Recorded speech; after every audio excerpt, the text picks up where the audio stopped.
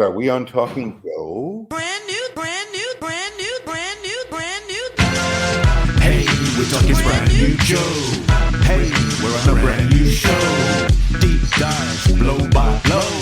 Spotting Uzis and crossbow. Like a buzzball or a pogo. Got ninjas like Don Shadow. Comics are how I spend my dough. We're coming to you in stereo. It's time for Talking Joe. With Mark and Tim, here we go. Brand new.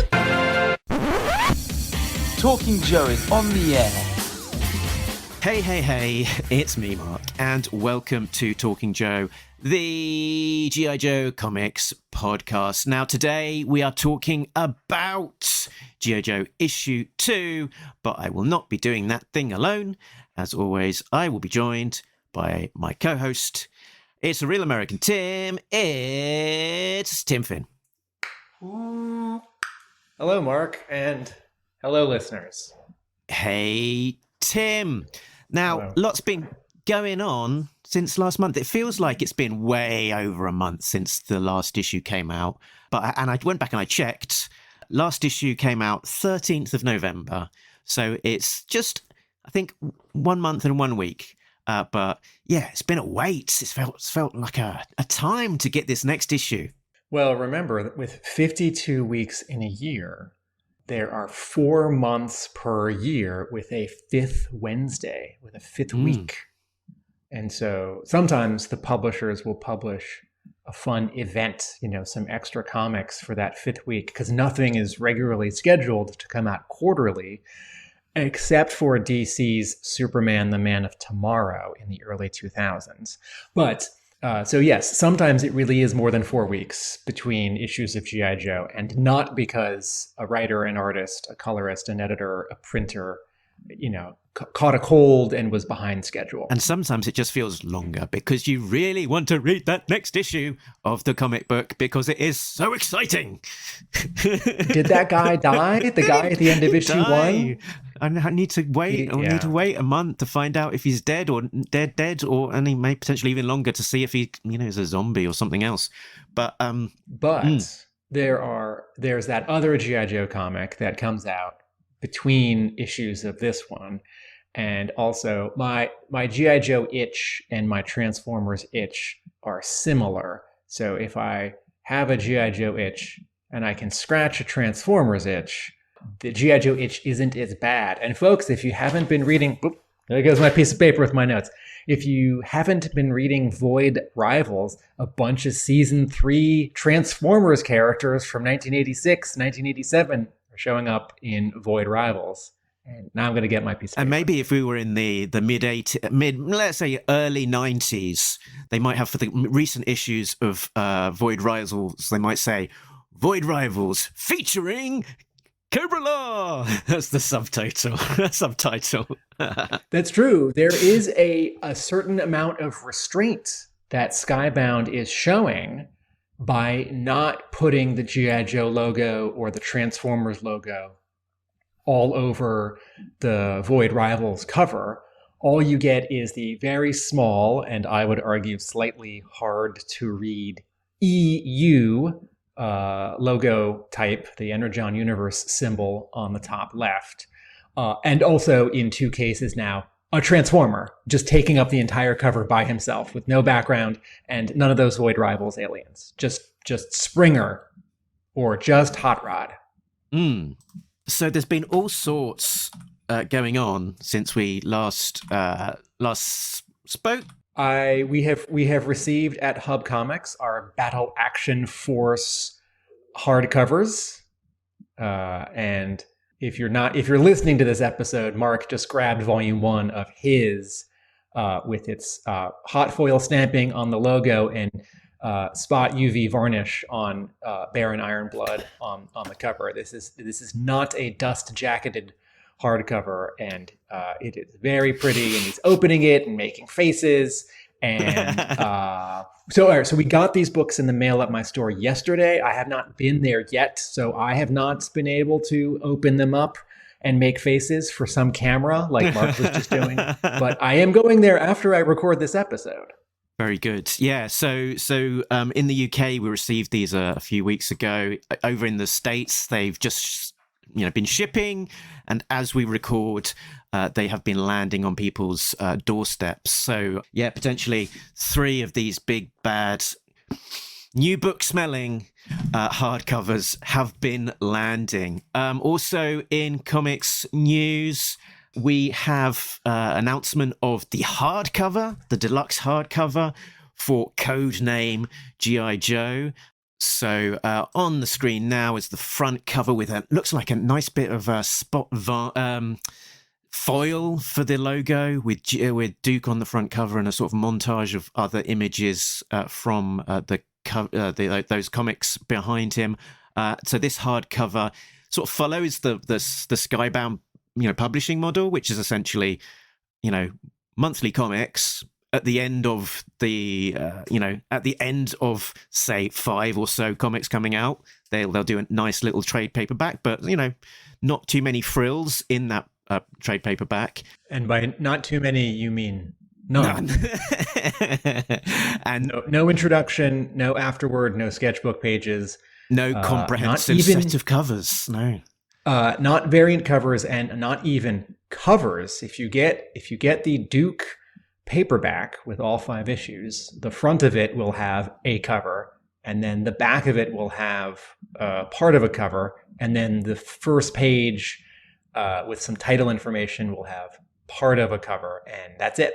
So you were missing about 2 covers out of your 5 covers. I have not picked up a Skybound hardcover in a long time, and when I was doing that, I guess it was Invincible or Walking Dead, so a long time ago. Mark, do you remember offhand the Skybound hardcovers, the regular ones, which have 10 or 12 issues, and the Skybound Ultimate Collections, which I think have 18 issues? Those have 3 story arcs, 3 paperbacks worth. Do they have the covers?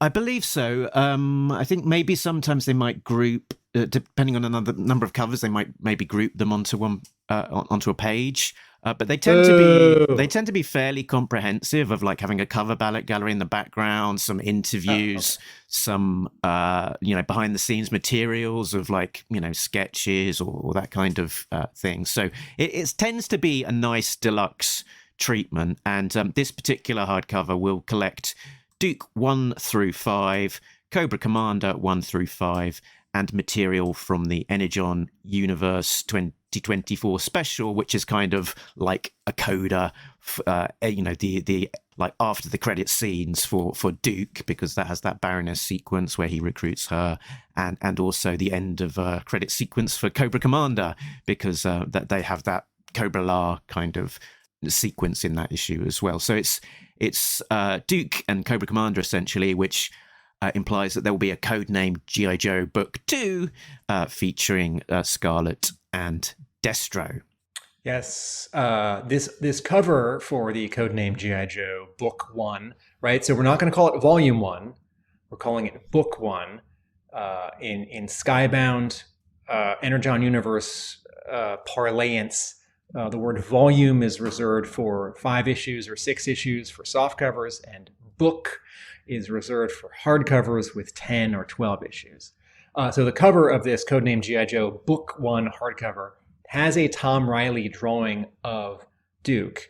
And is this what Reilly drew for the poster, where it was 4 characters? It is a Tom Reilly, let's say, promotional drawing of Duke with a machine gun, and he's got some armor on his chest, but otherwise he's, in recognizable, Duke colors. And then, as Mark said, behind him are some panels from the comics within, not any of the cover artwork.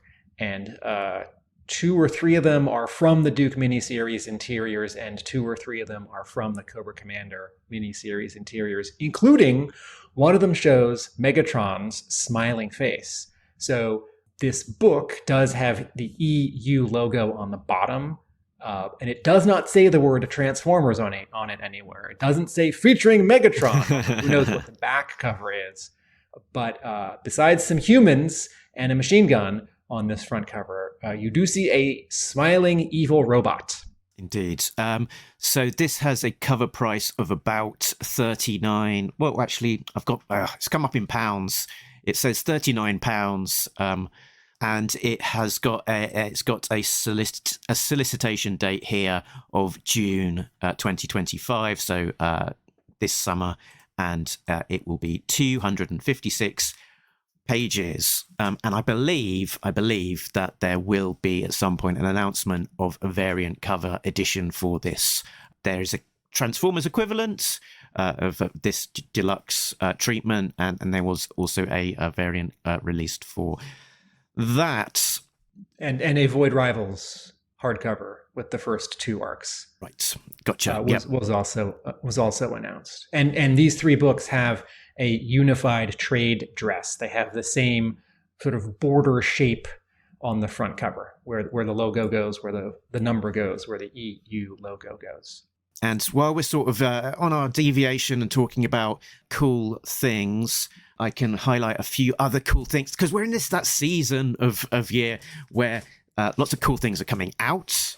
Lots of cool things are being sold on sales, and Mark is feeling depressed because he's got all of these cool things happening and no time on his hands to enjoy them. So just buys stuff and then sort of looks at it in the corner of his room. Like the Super 7 figures have dropped in recent years. This is a particularly cool one. It's that comic book style bat, which has been miniaturized from the Ultimates version that Super 7 released. So it's exciting to see this new era for O-Ring being released.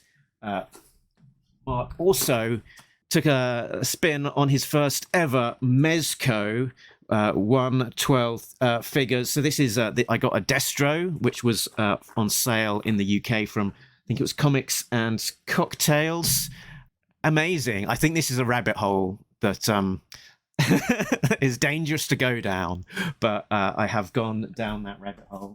I will just say, I'm sorry to be coy. I bought some art, bought some G.I. Joe art this week that came in the mail, and I'm sorry, I don't want to show you or tell you what it is because I'm feeling self-conscious about it. But it's cool, and it was not inexpensive. And Mark, what else did you buy? The other cool thing that came through my door this week, again from Comics and Cocktails in the UK, on deep discount, it's a Super 7 Ultimates Duke, and I also have a Cobra Commander over in the, I think, I also have a Cobra Commander in the other side of the room. And we're also, there's not an elephant in the room, but there's an elephant-sized flying red skull behind me as well, because also in this last week, the Roboskull Mark II arrived in the post, and it is glorious. I've stuck it up with the glow-in-the-dark stickers. It's got flying glow-in-the-dark shooting jet eyeballs. It's got figures with very accurate renditions of Marco Byrne as a Roboskull pilot. Marco Byrne being one of the 2 principals of Skeletron, the company. Indeed. And who did a lot of work making this toy happen. Mark, just go back a second for our listeners who only know comics and not toys, or don't pay attention to crowdfunding campaigns or British toys. One sentence, what was and what is the Roboskull? So the Roboskull was a Palitoy exclusive Action Force toy designed by British toy maker Bob Breakin, who and it was this incredible Action Force toy, the GI Joe, the UK's a vehicle. Yep, a flying red skull. And it's beautiful and amazing. And I never had one as a kid, but always wanted one. In my adulthood, I have an original, and I now also have an upgraded Distant Future 2024 version. And these two guys, Ben Conway and Mark O'Byrne, started this company Skeletron, and they brought on a couple other people, and the name Roboskull was available. It was not. I believe that wasn't under copyright or trademark or those things. So they're able to scoop up all of this legalese IP stuff and sort of repurpose it without treading on people's toes. In the same way that I think Hasbro lost the license to various names in the 90s and 2000s and had to use things like Double Blast and Chameleon. Okay, so yeah. So 2.5 years ago, there was a crowdfunding campaign from the company Skeletron for this new and improved, bigger Robo Skull flying Red Skull vehicle. And just one more sentence, and then we should talk about comics. It can fit 2 different sizes of action figures, yes? Yes, so it's got the regular 3 3/4, 4-inch figures, because they've done both, actually. They did a little regular O-ring retro style figure, as well as the more modern style 4-inch figure. And then they're also making 6-inch figures, which will both of those scales will fit into the Robo Skull. They have an interchangeable seat, so you can have one big figure or 2 small figures. It's amazing. It's amazing, Tim. We are not a toy review podcast, and I have toys. I don't really buy new toys or old toys. I just have some of my old toys. But Skeletron is a presence at both of the G.I. Joe conventions that Mark and I tend to attend, and everyone who works for them is or seems great. And there was sort of an explosion last week in my Facebook feed of satisfied fans getting the Robo Skull in the mail and announcing it and posting photos. Okay, any more announcements? We're going to talk about G.I. Joe 2. I've got this bloody great helicopter in my room, Tim, and I don't know what to do with it. It is massive. Mark is holding the HasLab Dragonfly at the 6-inch classified scale. Yeah. And Mark is not only holding it, I should say he's struggling to hold it because it's bigger than he is. And he can barely stand under its weight, and also its transparent cylindrical stand, so that you don't have to just have it sit. You can have it 5 inches up off the table. And final thing, Tim. Here we go. It's Steel City Publishing.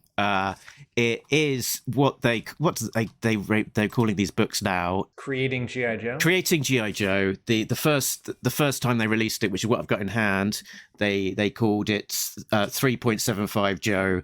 And then they were able to work with Hasbro to get the license so they could change the name and use that. So it's a 15-volume set of books that goes into like the detail of the process of creating the original G.I. Joes, with just lots of amazing painted sort of presentation art, designs, turnarounds, all of these kind of things. And at the moment, and I've been on the fence about ordering these.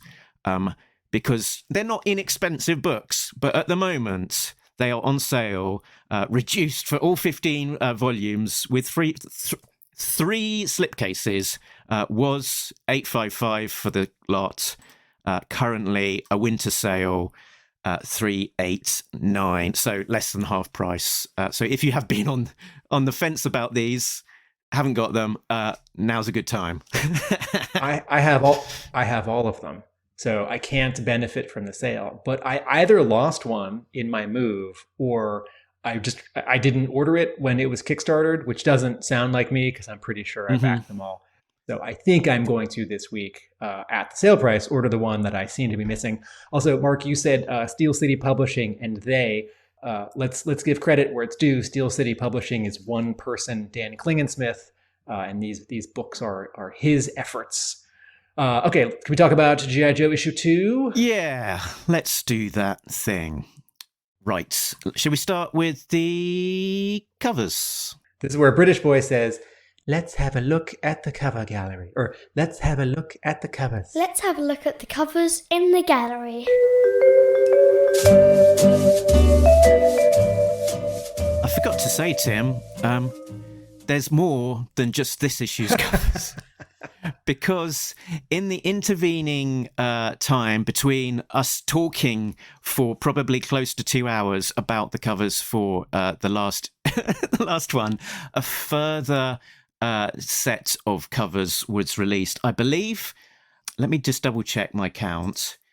it was basically a further 15 covers was released subsequent to our coverage, specifically about issue 1 covers.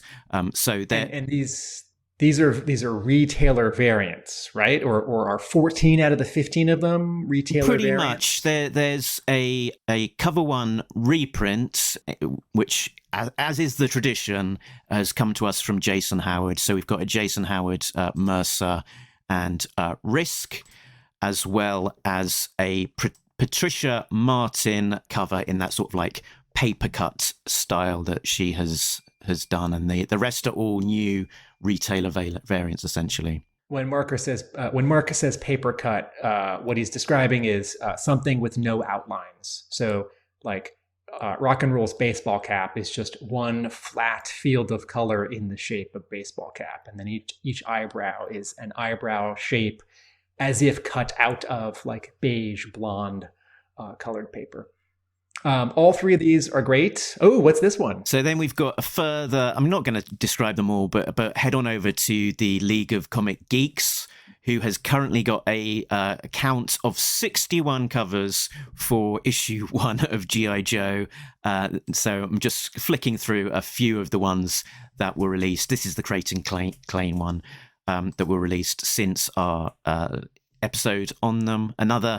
A Chameleon cover, because there wasn't enough of those, and a few Baronesses ones, including David Mack, because there certainly weren't enough Baroness covers either. And Top Shelf Comics released a set of 4 in their Blind Bag series, which included this Alex Sinclair one. But I think probably the most exciting of all of these was the cover which was given to people who attended the Skybound screening of G.I. Joe, which... the movie. G.I. Joe, animated movie. The animated movie. They put on a special screening of G.I. Joe, the animated movie.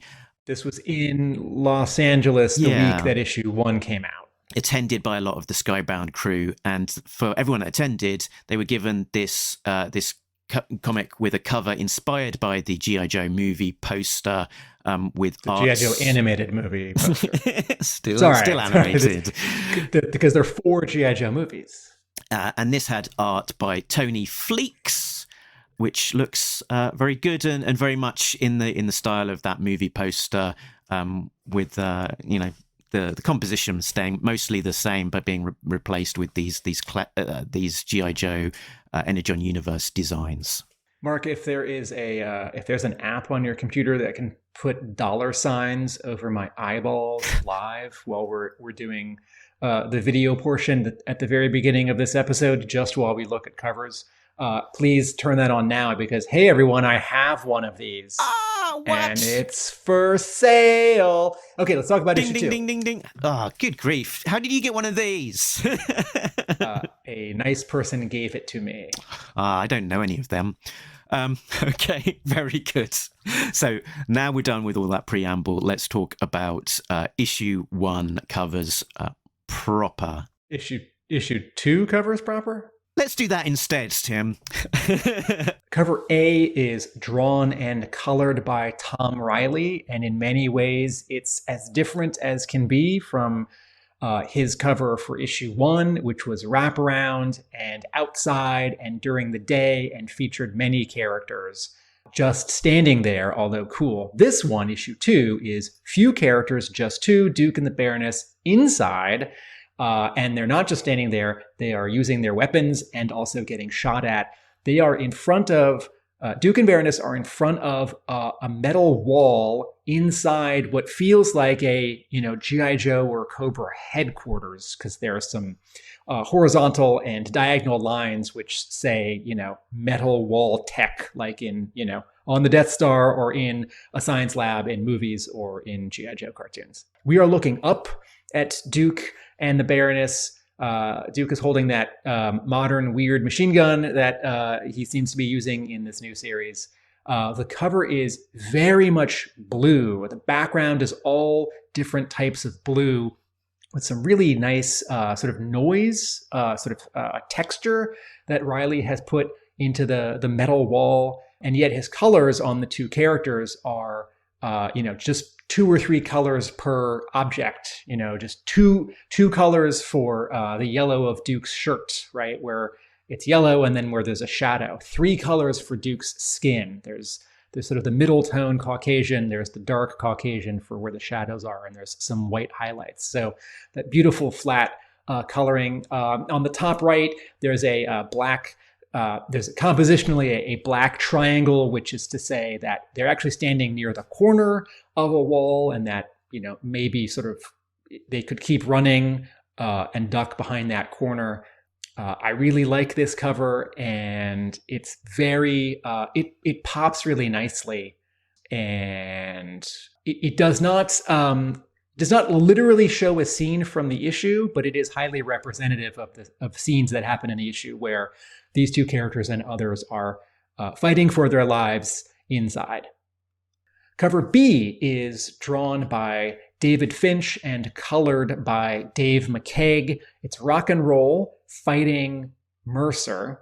They are outside in the rubble of a bombed out city. There are buildings sort of at diagonals behind them, small portions of buildings that are all cracked and crumbly, missing their windows. These 2 characters are in the foreground. We basically only see Rock and Roll from the waist up, and Mercer is sort of from the knees up. They are both, they both have knives. Both knives have blood on them. Each one has cut the other and has just slashed or is about to slash. Rock and Roll has a machine gun that is firing at the moment, but Mercer's knocking the machine gun out of the way. And then on the top left, there's a foreground element of a diagonal sort of shaft of, crumbly wall from another building with a little bit of rebar sticking out of it. So Finch creates sort of a more closed composition where your eye kind of stays inside sort of this parallelogram of stuff on the top left, and then the logo, and then these 2 guys on the bottom. Finch adds a lot of detail for muscles and ribbing in sort of body costume armor and clothing folds, and his style is, as usual, quite mannered. He's really adding a lot of 1990s comic style details to create texture and sort of a worn quality to faces and fabric and stone. Even that tire that's behind the 2 guys under Mercer's knee. His Mercer is not a huge, jacked, muscular guy. He seems actually a little lean in the sort of size of his torso and trunk and legs. I would like a bigger Mercer from Finch to match sort of what we think of the character and also how Reilly draws him on the inside. 2 other things of note about this cover. One, this scene does not happen in this issue because one of the guys on the cover is already dead by the time this issue starts. And so this cover serves as a sort of representation of what happened at the end of the last issue, where these 2 guys squared off, kind of, though it was not outside on the ground amongst a bombed out city. It was, on the 12th floor of a building. What it also does is it sort of holds the secret that one of these characters did die at the end of issue 1, because before anyone could read issue 1, the covers for issue 2 were made public.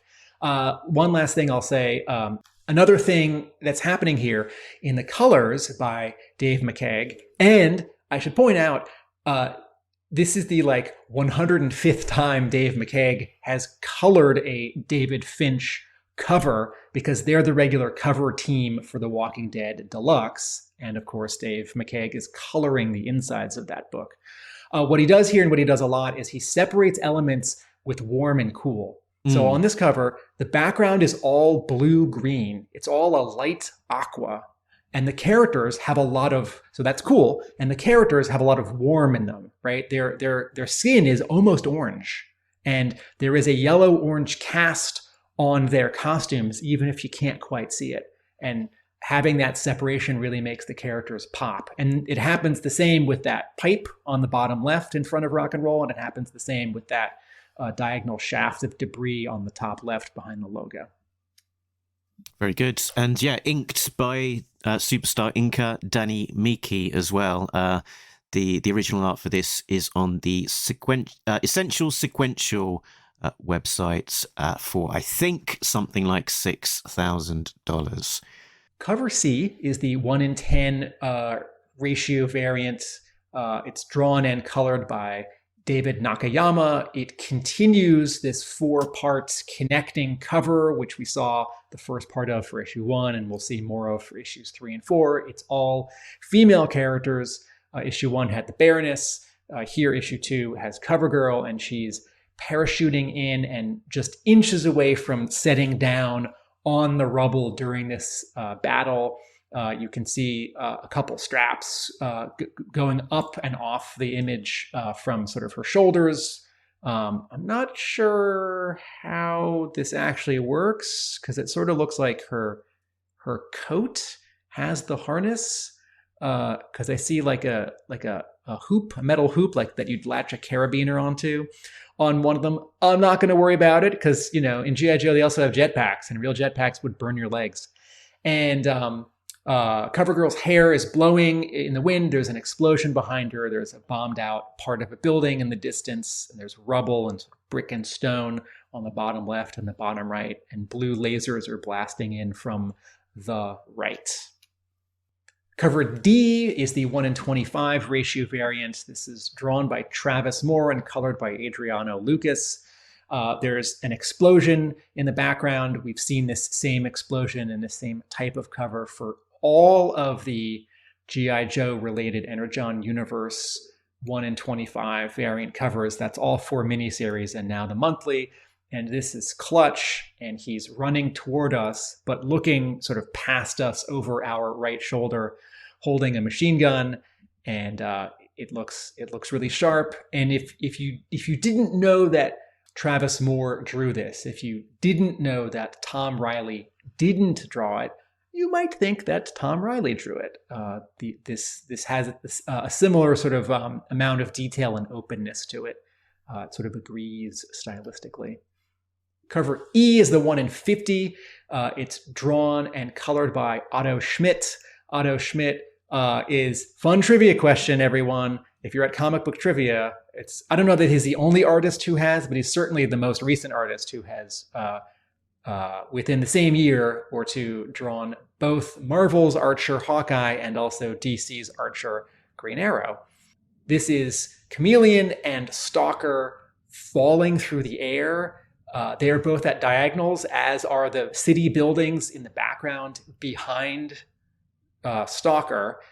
In the far distance, there are silhouettes for 3 or 4 helicopters, and Stalker, interestingly, is in kind of a blue camo, not his traditional green. He does have that orange cord, which I was asking Mark about a month or 2 ago, which Mark decided was for sipping water, right? Mm-hmm. Yeah, like a camelback kind of hose connector, it looks like. Yes, whereas I thought that it was some kind of sort of electrical power for his laser gun. Stalker, both of his knees are bent, and both of his legs are sort of cocked. Both of his hands are holding knives. I'm starting to realize, Mark, if you flip this cover upside down, are the buildings behind Chameleon also sort of coming up from sort of where...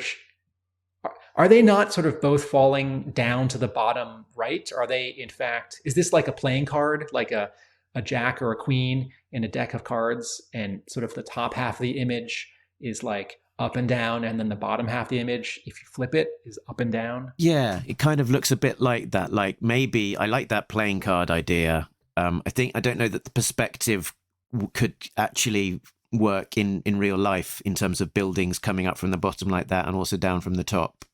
So yeah, that's an interesting thought. Schmidt has a little bit of an angular quality to his faces, and I love his drawings, and I really want him to draw more comics that I am reading. That Hawkeye miniseries he did was great. And I didn't read his Green Arrow, but it looked great. So, if he wants to draw an arc for G.I. Joe or Transformers, great. Okay, the cover F is the 1 in 100 variant. This is drawn and colored by Derek Chu. This has been digitally painted, so there are no black outlines from line work. This is 3 Cobra Valkyries. One is front and center, looking at us, walking toward us, menacingly holding a big machine gun, and the other 2 are a little out of focus and in the background and sort of obstructed, so you only see a little bit of a helmet, a little bit of a shoulder, and then there's a lot of fire and explosion and smoke and flying sparks all around and sort of blowing in the wind in that sort of like, I think it might actually be a Photoshop filter. They'll like, make something out of focus as if it's slightly blowing in the wind, or as if the camera is like zooming in slightly and also taking a long exposure at the same time. Mark, we'll talk about who these characters are when we get to the inside, but just a quick reminder, what are the Cobra Valkyries? They were released very recently as a G.I. Joe classified figure, as a 2-pack. So they're sort of newly invented Cobras, looking very much like sort of a female Cobra infantry type character. So, so an upgrade of the basic 1982 blue Cobra soldier, right? Because of all the extra bits and gear for classified, but they're women. And remind me, was there like a 2-pack in 2010 or 2015 of women Cobra soldiers, like a little army builder thing at the 25th anniversary size? Yes, there was.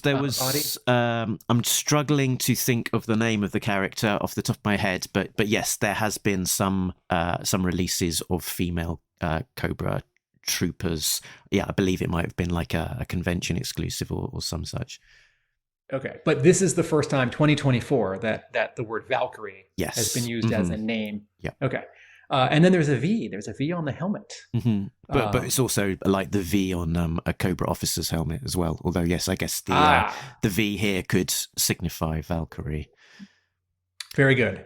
I just did a little fact check here to see some of the examples of the female Cobra troopers. There was a Cobra trooper released by the Collectors Club in 2017, and then was, I think, re-released as a and that was released as a 3-pack. And these were just in blue. These were sort of normal Cobra soldiers, but women. Yeah, essentially. Okay.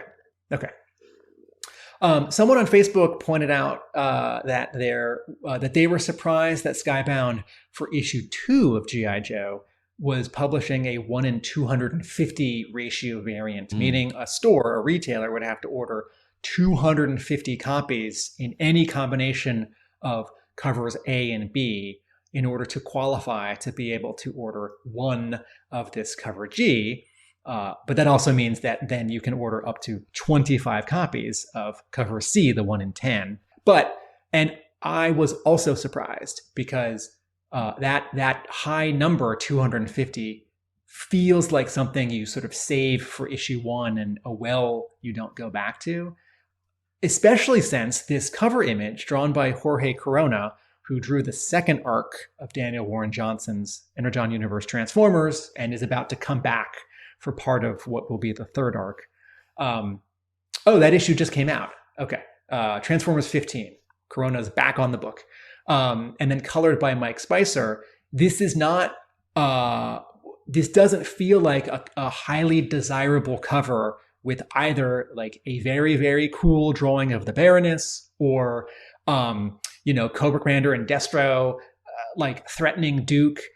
This is the new guy, Risk, who I think Skybound is trying to make a big deal of, but no one knows who this guy is. And so maybe that's it. I have heard anecdotally that in the last 5 years, when Marvel and DC have introduced a new character, speculators who go to comic book stores on Wednesday to buy a brand new issue and either keep it or immediately sell it, right? Whether it's the variant or not. Such speculators are much more interested in the last 5 years with first appearances, right? Like, oh, you know, Eddie Brock has a clone, or Eddie Brock's kid has a clone, or, you know, first appearance, right? And suddenly that issue of Venom like sells out. So maybe that sort of was the hope here. Like, oh, everyone's going to get in on this new character, Risk. So let's give him the highly desirable cover for issue number 2. It's a good drawing. I do like it. It's a little bit flat. Risk is standing straight up and down. We see him in the foreground, waist up, and on his hands and wrists are some sort of what would you call these, Mark? Electrical. Yeah, like electric knuckle dusters or something. Yeah. I think they're for punching someone with a bolt of electricity. And so he's holding his sort of fist up, and then his other hand is sort of adjusting it while crackles of electricity burst out from it. And he's lit from it. So his right side is bright and his left side is a little bit, his left side is bright and his right side is a little bit in shadow. And then he's standing in front of this, let's say, concrete wall with no other details. There's no doorway, there's no corner, there's no air conditioning duct work, there's no signage. But behind him, on the sort of right 1/3 of the cover, is a crumpled Crimson Guardsman whose head has just been punched into that concrete wall, and he's buckling forward, still holding his machine gun. And you can tell that his red helmet has been smashed. And Risk has this impish look on his face. He's sort of looking smart and cocky with a half smile. And I do like this cover. If this was sort of a regular cover like A and B, it's not the one that I would buy. And partly because I don't know who this guy is, and partly because it's a good drawing, but it's not sort of the most exciting cover. You know, it doesn't have the bold diagonals of Tom Reilly's cover A. It's not a fight scene. It sort of feels like the moment after a punchline, which hits very differently than, you know, two guys fighting on cover B or guy and gal blasting on cover A. I was going to say this one reminds me a little bit of the style of Paul Pope in just the way that you know, the face looks and some of those detailings are done. Just in between that last point as well, I did remember as well that there was this other G.I. Joe female Cobra trooper, which was called the Night Stalkers. They were released in the 2007 International G.I. Joe Convention set, Tanks for the Memories, which included a number of goodies and baddies, as well as multiple Cobra kind of troopers in black. Folks, Mark and I are just gonna interrupt ourselves every 10 minutes for the rest of the episode as we recall additional female Cobra troopers that have been introduced into the toy line and the comic since 1982. Very good. Mark, are there any retailer exclusive covers for issue 2? There are. We have a Baroness by John Burns. This is through 616 Comics, released as regular and foil. And then Matthew Waite has done connected covers for issue 1 and issue 2 in this kind of video game chibi kind of style. So the first issue had Duke and Co. pointing to the right, and here we have Cobra Commander and crew pointing to the left. And that is the retailer covers, Tim. Plot breakdown, credits? Credits. So this issue is brought to us by the creative team of writer Joshua Williamson, artist Tom Reilly, colorist Jordie Bellaire, letterer Russ Wooton, editor Ben Abernethy, logo and production design Andres Juarez, and production Ashby Florence. Let's find out what happens on the inside of this issue with a plot breakdown.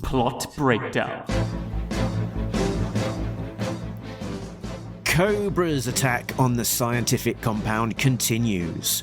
Rock and Roll lies on the ground, his body smouldering following the blasts he received from the Cobra Viper's energon laser rifles. Duke rallies a counterattack in the captured Fang. As Duke lays the smackdown on Mercer, Cobra Commander's Valkyries arrive, shooting the wounded. Baroness intervenes to rescue the downed stalker. And as Clutch uses a captured laser rifle, Cobra Commander triggers a self-destruct on the device. In the resulting chaos, Mercer escapes in a Cobra copter with the mysterious Cybertronian Shard. The Joes assess the damage. Rock and Roll is killed in action. Stalker and Covergirl are badly wounded, and Clutch is missing. Hawk introduces Duke to the newly arrived Guerrero La Casa, codename Risk, who immediately rubs Duke and Baroness the wrong way, resulting in, let's say, an altercation. Meanwhile, at Springfield, Cobra Commander outlines the next stage of his plans to capture Dr. Archibald Monev and his brainwave scanner. Listening in is Clutch, disguised as a Viper. Tim, where would you like to start on this one? Well, okay. Chronologically, on page 1, I think I see some dry brush in panel 2 for that smoke. I think Tom Reilly is drawing not just with a pen and a brush where the pen has been dipped in ink and then immediately lines are drawn, or the brush has been dipped in ink and then immediately lines are drawn. With dry brush, you dip your brush in ink, and then on another scrap of paper, you get most of the ink off. And then you make a line, and your brush hairs aren't sopping wet. And so a lot of the sort of texture of the paper sort of is revealed or is visible through the ink that doesn't completely coat it in one sort of swoosh or movement. And Tom Reilly did not invent this, but A, this is a nice reminder that this has been drawn on paper and not digitally. B, dry brush is a technique that you have to be good at to pull off. And C, it's not something we've really seen in G.I. Joe comics. So just a fun little art extra there as we're looking at Rock and Roll's corpse. So, Mark, do you want to talk about the death of a Joe? Yeah. So last week we were talking about the fact that Rock and Roll had been, blasted with these laser rifles. You are led to believe that would be a fatal blast. And I was, somewhat skeptical. I'm still slightly skeptical because, he's lying there. His body is steaming, but there's always a chance in comics. And at least Covergirl thinks that there's a chance that she can help him. And well, then we do go on to see that panel later on with like a file, like a manila file with a photo of Rock and Roll, and it says Sergeant Craig McConnell killed in the line of duty protecting his team, and Duke is then shown to be upset around his loss. So all of the indications are there that he is dead, but in comics there is always a chance. I'm a little bit sad that chance seems to be shrinking. Is it possible that Hawk is faking Rock and Roll's death so that Rock and Roll can be on the other team with Flint and Lady J? This is the thought that's crossing my mind. Is it potentially a big fake out? And I did in the last issue. I sort of speculated a little bit about that. Have we never seen energon meeting human before? And after the events of that issue, I remembered that actually in Cobra Commander issue 4, he did blast Nemesis with this robotic hand blast, which I believe is meant to be fueled by energon, and that took Nemesis down for the count. but I'm assuming that he is down but not out, and we will see him again at some point. But Nemesis is not, rock and roll. So he's not a Homo sapien. No, right? Is he the same? He's not the same species. No. He and also re-looking at Cobra Commander issue 4, it reminded me of the fact that Cobra Commander's glove is also not something that we've never seen before. It was seen in the in the pages of Cobra Commander issue 4. As a device that he puts onto his hand to then blast. Use, I think basically, those little Insecticon kind of robot things that he had as his weapons. He got those to combine onto his hand, and then he fueled it with energon and then blasted Nemesis. So I think that in that sequence, his hand is kind of permanently been fused with this kind of robotic claws, and that's what we then saw in issue 1. I have more to say about G.I. Joe issue 2, page 1. Mm-hmm. Jordie Bellaire does really nice color work in the first 4 panels with these desaturated, grayed out sort of aquas and tans and peaches. And then in the final panel, when something changes, right? Yep. The good guys are down, and then all of a sudden there's a surprise, and a bunch of the bad guys get shot. And Mercer says, "What the bleep?" That whole panel, the foreground characters are colored in light orange and medium orange, almost as if they're lit up by all of that machine gun fire. And I don't think physically they could be illuminated that much, that uniformly, by all that machine gun fire coming from a Fang helicopter. And what Bellaire is doing here is she's sort of having it both ways. She's coloring these characters in a different plane, because they're in the foreground, to separate them from all the bluish grayish stuff behind them. Mm-hmm. And also sort of accentuating the light that is hitting them, which is from the blast from this helicopter, right? Which paid off when you turn the page and see this like 2/3 page splash of the big hero who is threatening to hijack the book, even though it's a team book, not a solo book. The hero saves the day, having commandeered a bad guy helicopter. Okay, 2 more things. One, in the very first panel of this issue, CoverGirl is starting to tear up as she says, "Rock and roll, no!" And is this where I play dialogue a jingle that doesn't exist, all about female characters in G.I. Joe crying? Yes. I'm not crying, not crying, not crying. I'm not crying. It's just been raining on my face. So I just want to point out that the lettering in Rock and Roll No, lettering by Russ Wooton, is slightly diagonal, right? To show that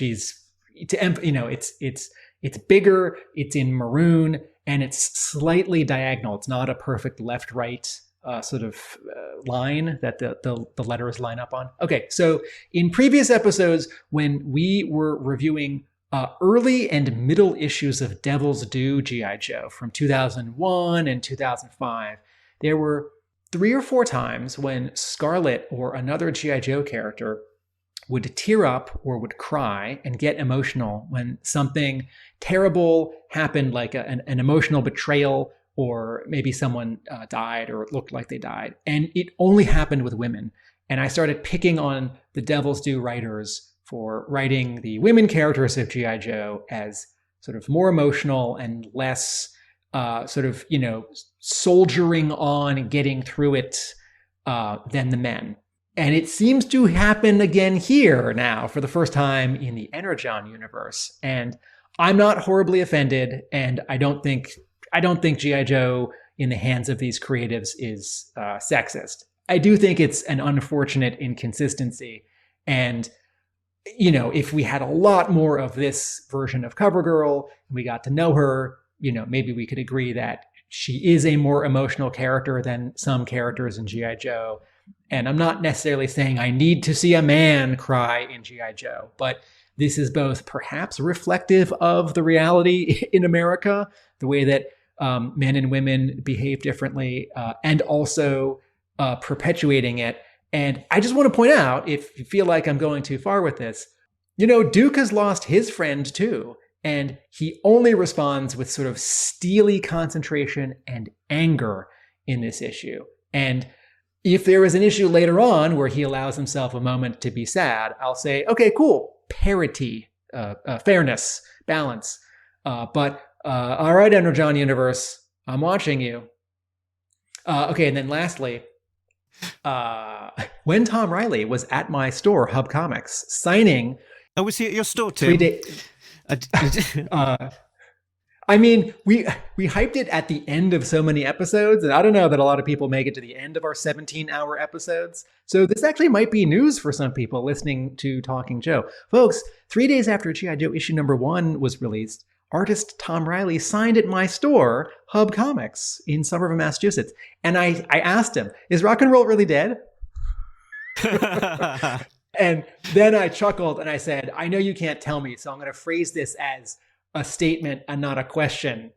It sure looks like he's dead. I sure don't like killing, beloved core characters in my favorite comic and also in the first issue. And I forget exactly what he said, but it was along the lines of, I can't talk about it. I can't talk about anything that's happening because I asked him one other question about what's coming up next. And he said, I can't talk about it, which is the correct answer. But he did say something like, he sure looks like that was pretty final at, in the end of issue 1. And now that we've talked about page 1 for 25 minutes, Mark, what else would you like to talk about? Well, page 1, panel 4, Jordie Bellaire knocks most things out the park. I think possibly on this panel 4, there's a slight misstep in terms of the body of rock and roll, hit the colorization there of him on the floor. It does get lost into the background along with the rest of the murky rubble. But in between the Cobra panel 4, yeah, the one with Mercer clutching, even one as pretty as yours.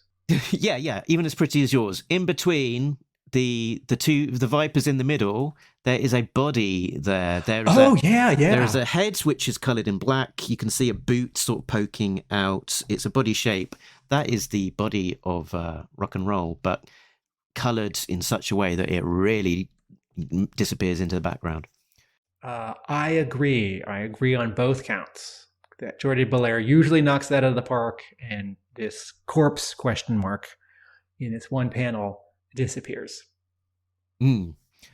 So in terms of what happens next, we get Duke in this amazing splash page, being particularly heroic, and again continuing the tradition that has been established for this issue for this series of swear words being bleeped out in interesting and different ways. Mercer, I hate this guy. I love Mercer. He's great.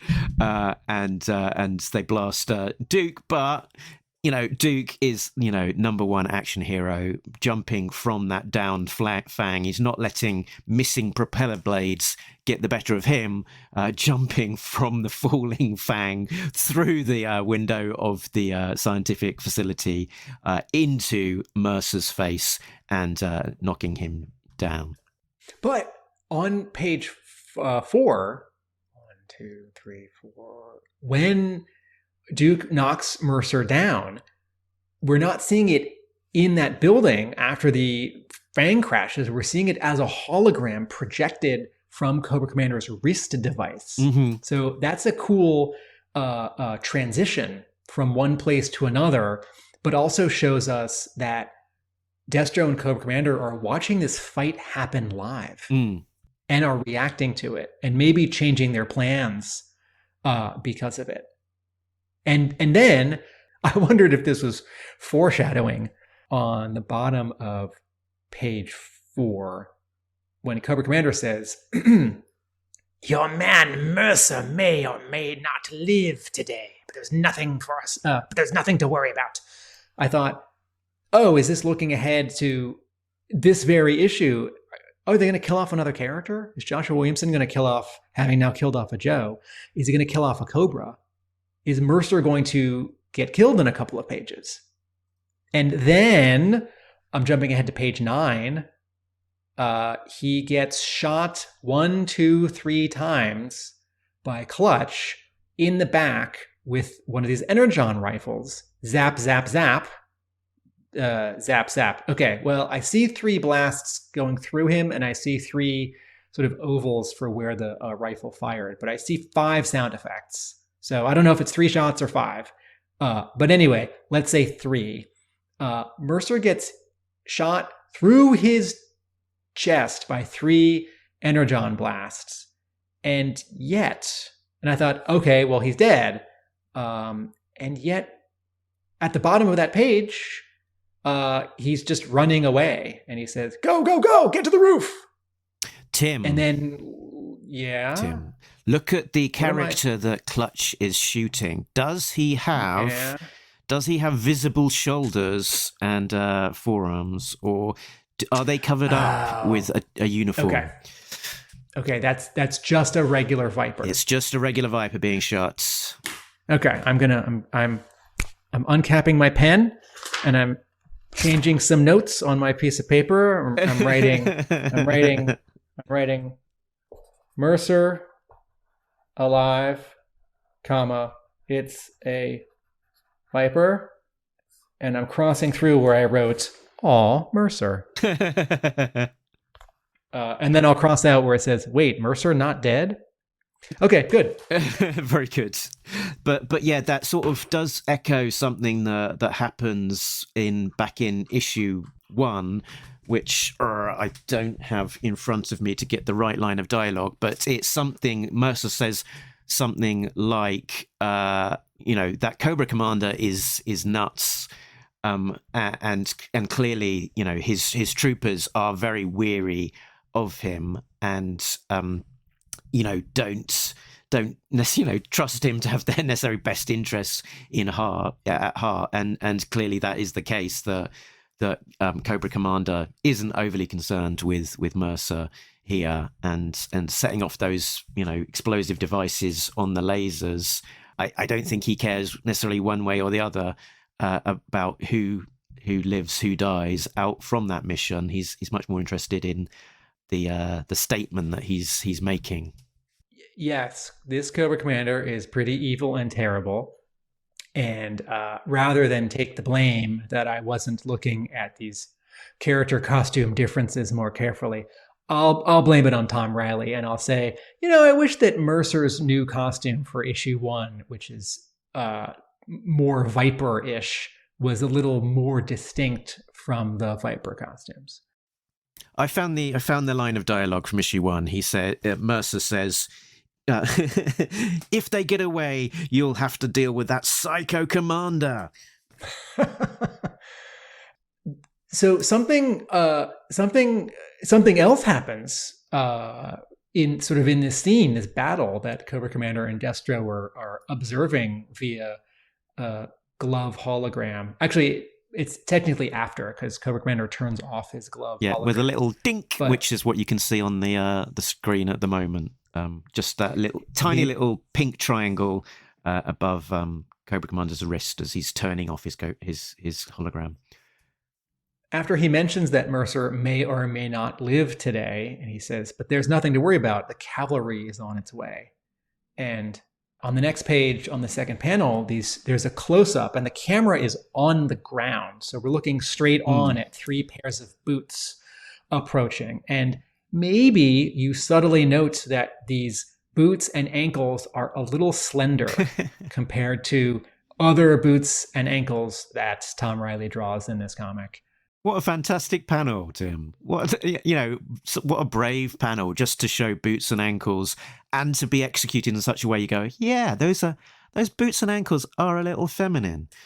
Fantastic. No, absolutely. Folks, we are not joking. That is one of those panels that when you're 10 and you decide you want to draw comics and you're thinking of, Batman and Wolverine splash pages and cool covers and like Batman yelling at the Joker and Wolverine yelling at Cyclops, it could not occur to you that you would ever want to draw or be asked to draw a panel like this, where it is just boots and ankles walking, but sort of walking with some purpose, right? This isn't like a casual stroll down a hallway of a science lab.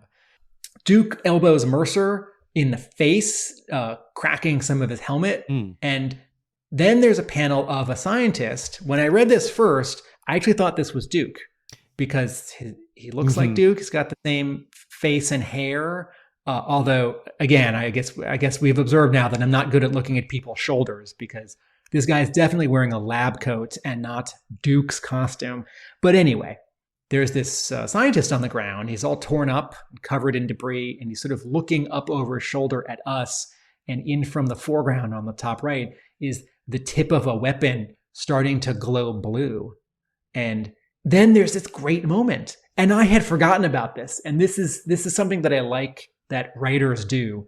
Writers keep track of who knows what, when, in complex stories. Like, no, your character can't say that because they don't know that yet. Or, no, your character hasn't met so-and-so yet, so they wouldn't know to go, ask that character for help or know that so-and-so's betrayed them. There's this panel here on page... What page are we on? With the boots. 5, I think. Thank you. Duke has cracked open part of Mercer's helmet and sees a face. And Duke says, "I know you." And I thought, oh, right. I know who Mercer is because, this series is written like third person omniscient. I know what everyone's saying and thinking and doing, and I can go anywhere that Joshua Williamson wants us to go. We just cut to Antarctica and we're there. Duke only knows what Duke knows and a little bit of what Hawk knows. And Duke didn't know that Mercer was on this mission. I did. And it's a great panel because Mercer looks so indignant that he's on his back. He's just gotten elbowed in the face and he's a bigger, tougher, maybe not tougher, bigger guy than Duke. But then it changes. There's an abrupt shift. And once again, Jordie Bellaire totally turns the feeling of the scene with color. Because in that next panel, it's all blue except for some white highlights and a sound effect. Zap. And Duke is looking up. And man, speaking of, strong compositions, not only can Tom Reilly draw a panel of 3 pairs of boots walking, he can also crop along someone's face, cropping their eye out of the shot so that it isn't awkward, right? And you just focus on the one eye that you do see. And Duke says, "What?" And then it turns out that they're shooting the wounded. And you have this, by volume, it's a splash page, but pages, is it 6 and 7? 6 and 7 are a spread. And the top half of both of them are one sort of double-sized half splash. And then there are 4 panels below them across the 2 pages. And these 3 female Cobra troopers are walking through the rubble, blasting down at the ground. And then Mercer says, "That's what Valkyries do, numbnuts. They send the wounded on the battlefield to Valhalla." And I thought, cool. So, Tim, I think this is where I pause and note that Williamson is getting the inspiration here from the classified toys, and both in terms of using the opportunity to have this new toy / character appear in the comics for the first time, but also taking inspiration from the description of these characters. And nowadays, we don't get file cards for most of these characters, but we do sometimes get a little bit of a blurb on the Hasbro Pulse page where they are revealed and available to order.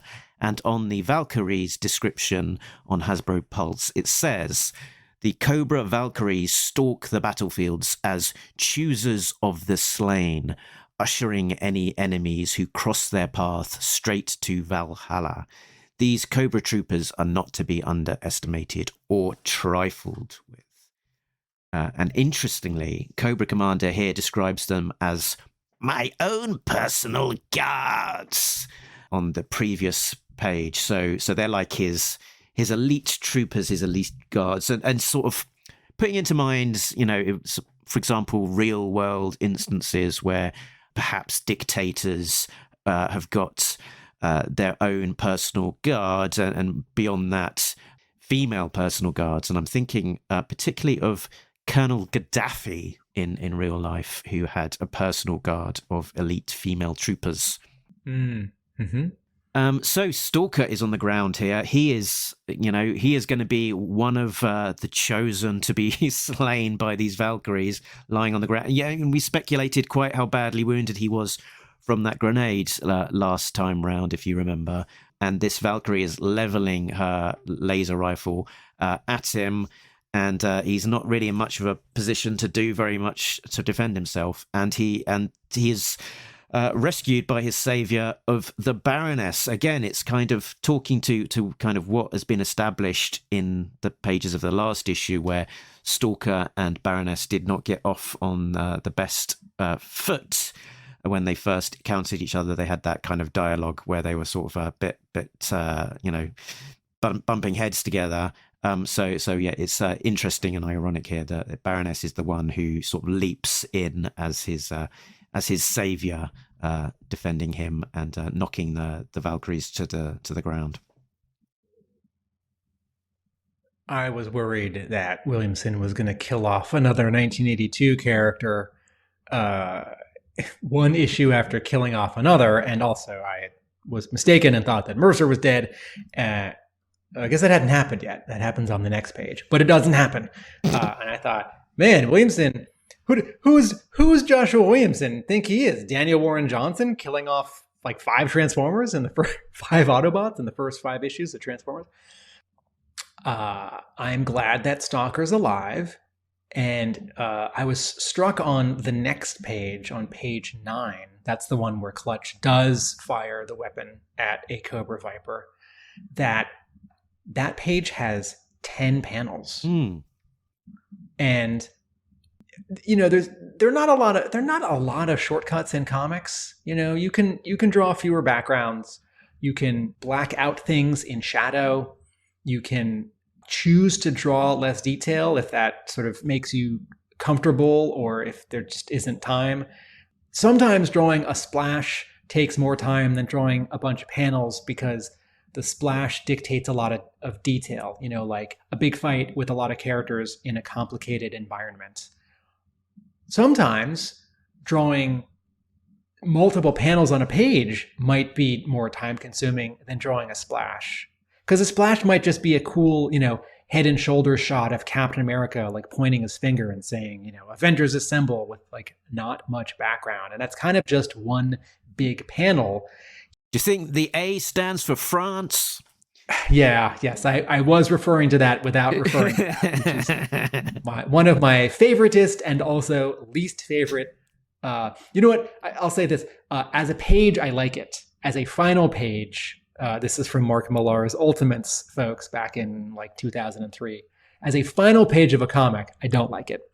Anyway, I also don't think that final pages of comics should be splashes. I think, like Larry Hama G.I. Joe, final pages of comics should have many panels on them so you can squeeze out all the story that's possible. Okay, this page 9, Reilly draws a guy shooting a guy, 2 guys looking at a hologram, a close-up of a wrist device, a guy looking at his gun, close-ups of other guns, and then 2 guys running out of a hallway, right? And there's some 2-point perspective, and a guy hurling his gun away because it's going red line.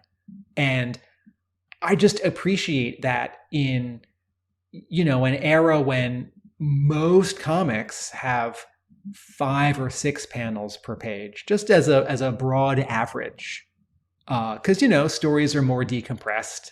There's less dialogue than there used to be, and the reader wants to enjoy sort of more art, and the artists want to draw bigger, and then they can sell their original pages for more if they've drawn them on paper. And the more panels you have in a comic, the sort of denser the read is. If there's an issue of G.I. Joe and it's 20 pages and it's 20 splash pages, you might read that really fast. But I just got to this page and I thought, man, a lot happens on this page. I really like that. Even if sort of as a story beat, 4 of the panels are all hitting the same note, that 5 of these different laser rifles are starting to beep. And in the case of one of them, the the Valkyrie who's holding it sees it. And it also builds tension, because it's not just that Clutch sees his weapon is about to blow up. Is that one on the ground over there, one on the ground on that corpse, one over there that the Valkyrie is holding, one and another over there by some broken glass, right? They're all beeping.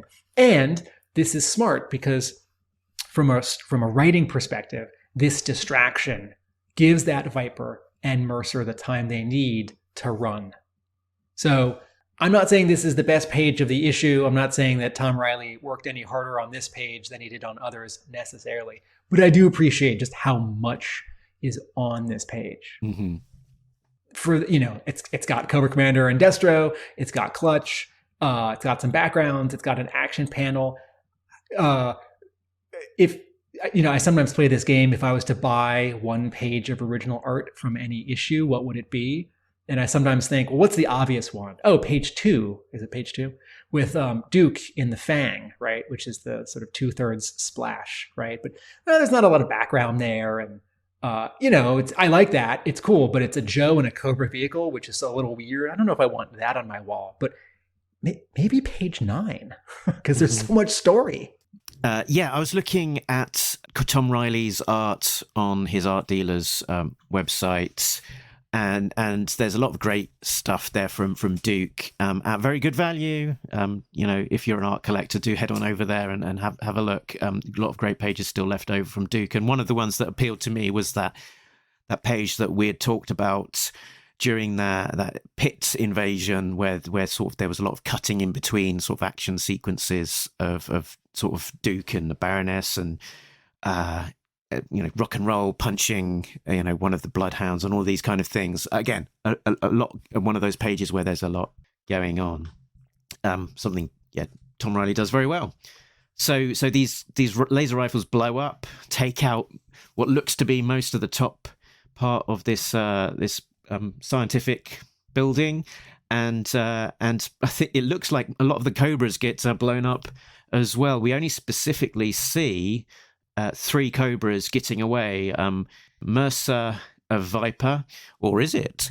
And it looks to be from the silhouette one of the Valkyries as well. So I guess most of those Cobras don't escape from the mission. And Tim, what did you think when you saw the vehicle that the Cobras were escaping on?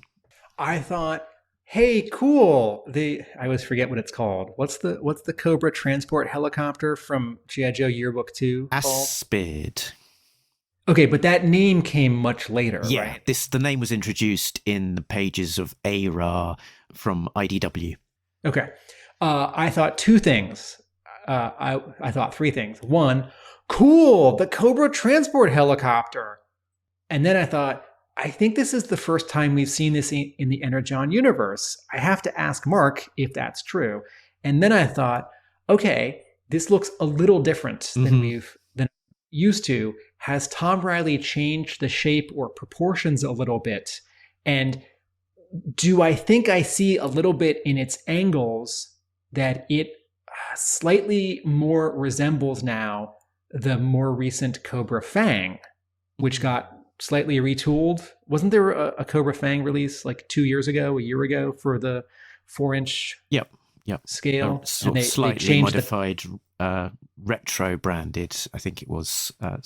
Yes. So Mark, is this the first time we've seen this in the Energon universe? I believe it is, yeah. And with sort of a slight Energon universe / classified tweak to it, yeah. So it's sort of okay. Yeah, it's a little more angular. It's got a little bit more stuff on the top. So I thought that was cool. And it's been 5 minutes since I have said something nice about Tom Reilly's art and technique. Hey folks, look at how Tom Reilly inks the moving rotor blade of a helicopter. he just draws a zigzag, zigzag, zigzag line, and then he like moves his pen, and then he draws a zigzag, zigzag, zigzag line. So these like sections of zigzag, zigzag, zigzag.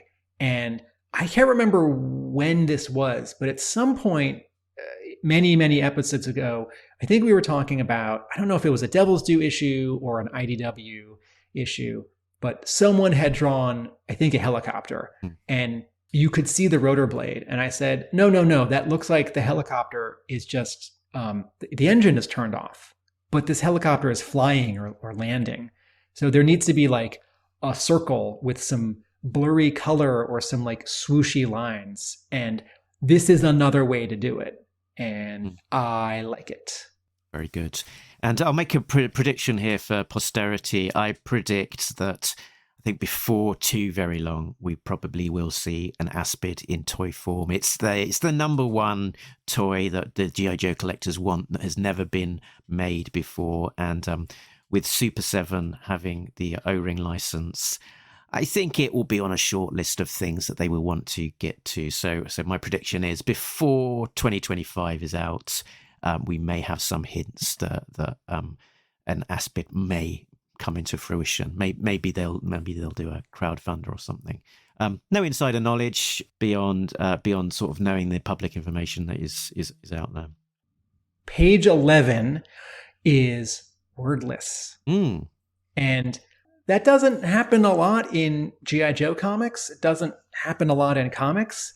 This terrible thing has just happened. The Joes have suffered a terrible loss in terms of personnel, and also they failed the mission. They didn't protect the Cybertronian piece. And Mercer gets away, and this first panel is great because not only is there rubble, but on a piece of rebar, there's a Cobra helmet. So you can have a moment of feeling sort of smug satisfaction, like you got not your revenge, but you got something, right? Well, at least we took out one Cobra soldier or one Viper. Although actually, based on what Mark just said, it seemed like Cobra Commander took out this Cobra Viper. And in that rubble, colored the same color as the rubble, there is a dead Viper. So then there's another panel, and then Duke starts to emerge, and he has emerged, and he looks away at the helicopter, and then there's this panel of him looking upset, and he is scratched and bloody and torn, and he is looking upset. And just to compare this to the very first panel of the whole issue, he's not crying. Okay, I'm done with that. What a powerful page. No sound effects. It's not just that there's no dialogue. It is a wordless page, and it's moving and sad, right? Because it starts kind of good, like, yeah, we got the Cobras. Oh, and then we move on to sort of an epilogue page for the mission where we check in with each person. And I bet, Mark, that you were most struck by this reference to CoverGirl's injuries. Yeah, that's right. There's this fairly shocking panel of CoverGirl in the ER room or wherever it is that they are, and it says CoverGirl got burns from whatever those lasers were.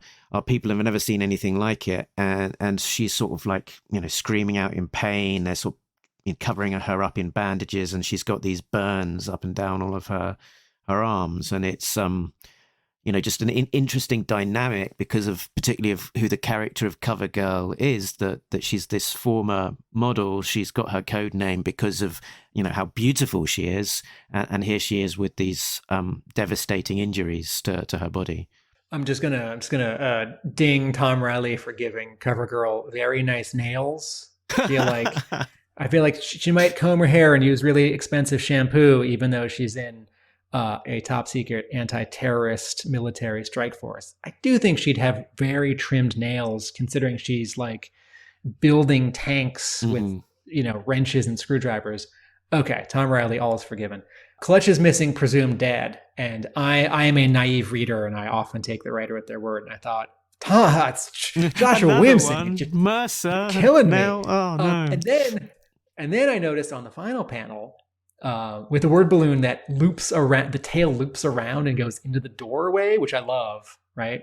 We're at the hospital, and there's this red plus symbol on the wall next to the door, which is supposed to make you think of the Red Cross and make you think of, ambulances and medics and hospitals.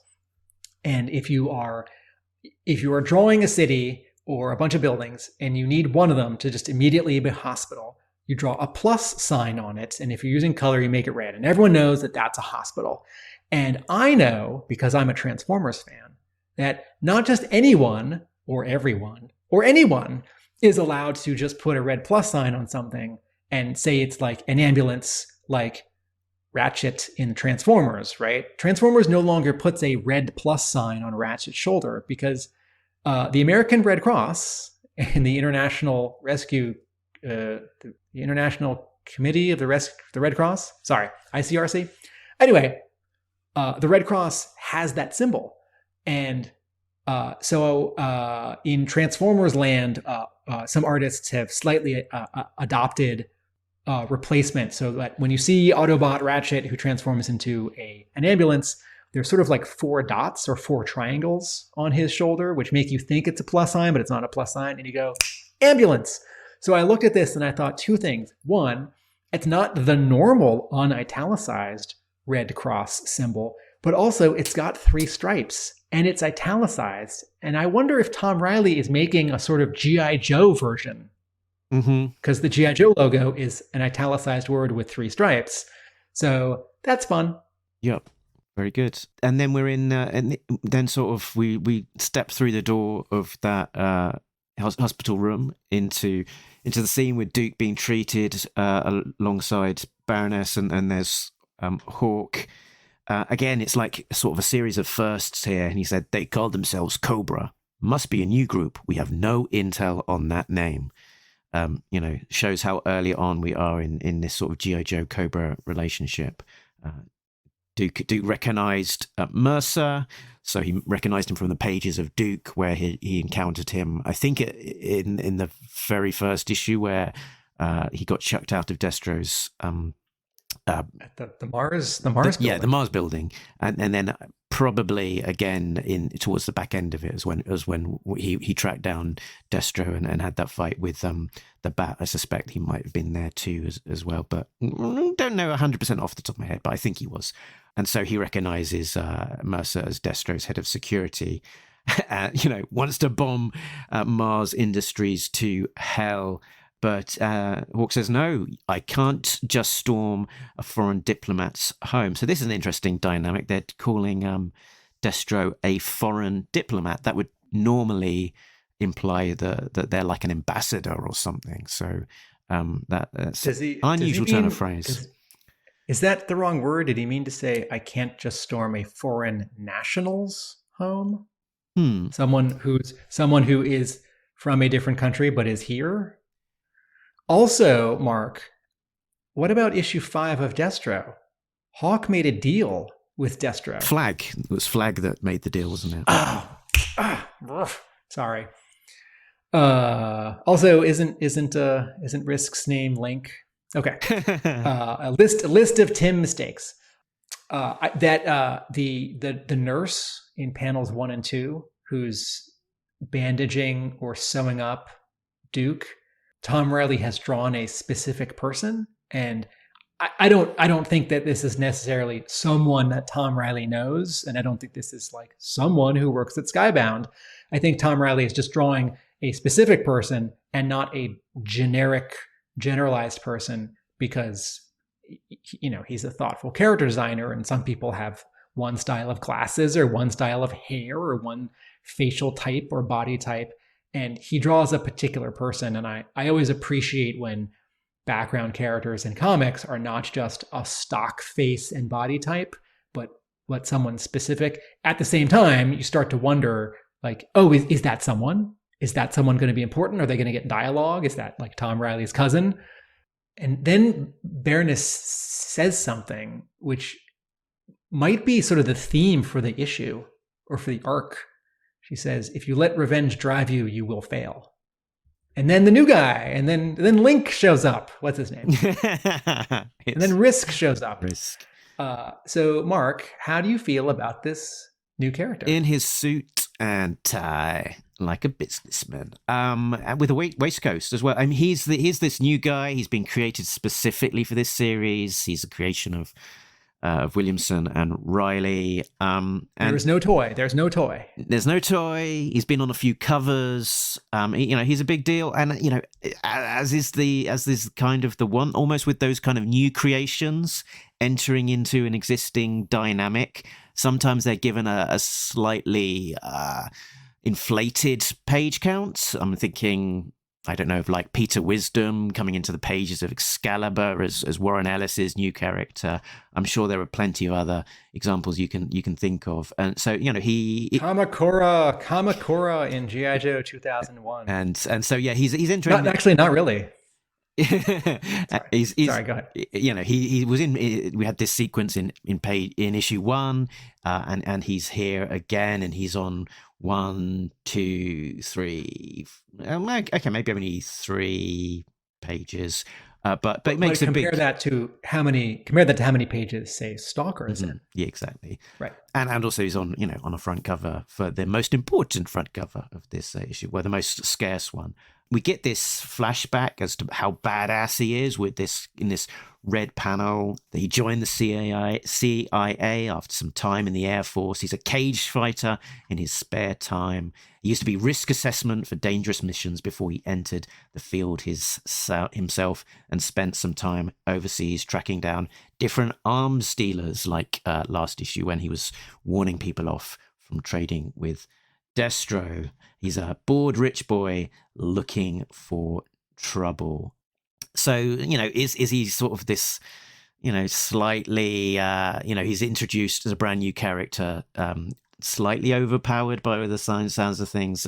Is he going to, push and rub people the wrong way, including Duke, including potentially the readership? We'll see. He is in this flashback panel, fighting a bunch of ninjas, which makes you think of the Arashikage. Has he potentially run into them before?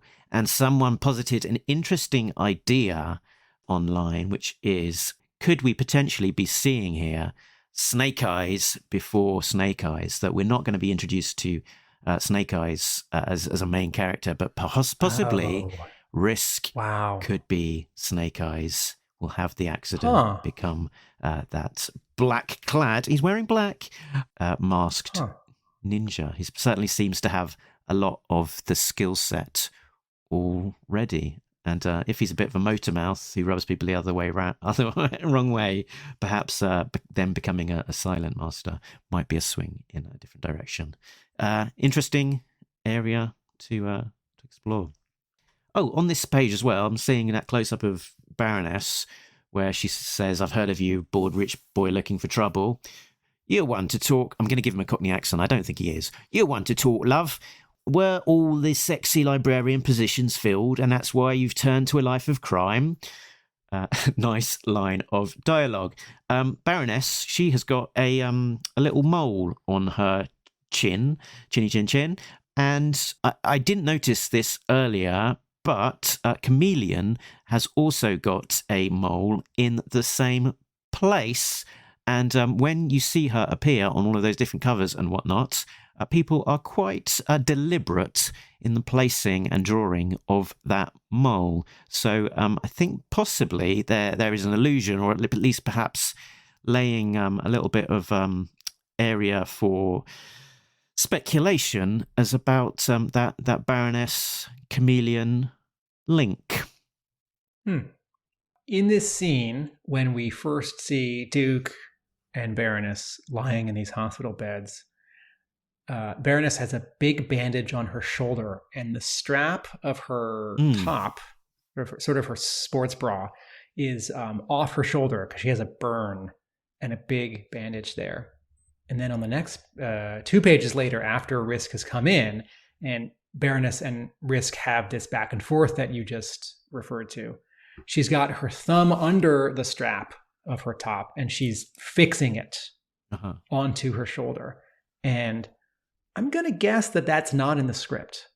That's just a bit of physical acting, sort of moving a character where they're sitting and standing, how they're sitting, standing, that Reilly invented.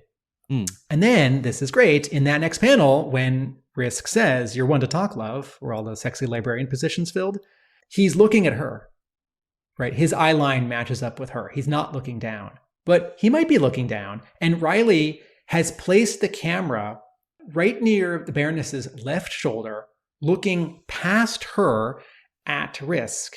And she is sitting upright so that in this panel, her breasts, her sports bra, are subtly the focus of the panel, right? Jordie Bellaire does not like color it much brighter. There's no spotlight on that. Again, there are no arrows.